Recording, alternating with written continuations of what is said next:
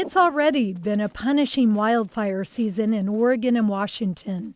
The owners of Barrow Wine outside Lisle, Washington, had to sit and watch via their Ring camera app as flames from the Burdoin fire overtook their winery and outbuildings and scorched their vineyard. Like red wine over there I could smell, and I could smell a lot of like white wine over here. Nearby Coors cellars also saw damage. It burned into our vineyard and then burnt a lot of landscaping, and the whole entire property that is, just grasses and wildlands was scorched. In 2020, wildfires affected even more vineyards. Researchers at Oregon State's Wine Smoke Lab, which was created in response to the problems that year, say smoke-tainted grapes have become our new reality.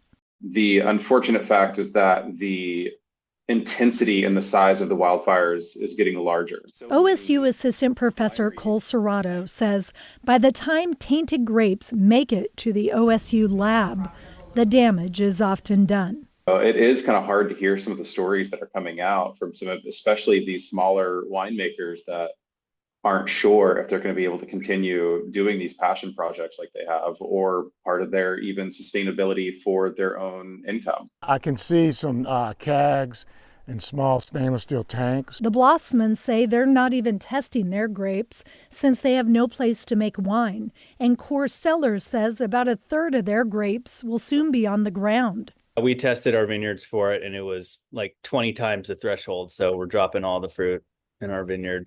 So that's a no-go for this year.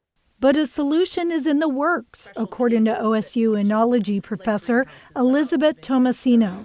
She says researchers are making progress on a protective film to apply to grapes before wildfire season begins. And the film is showing positive results in the latest lab tests. It is stopping some of the smoke compounds from getting through.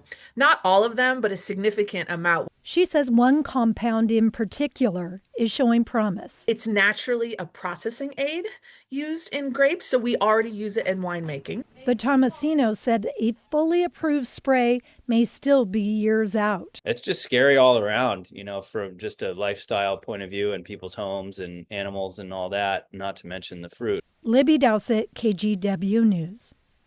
Meantime, OSU researchers are also working on tools that help tweak the taste of smoky wine during the winemaking process.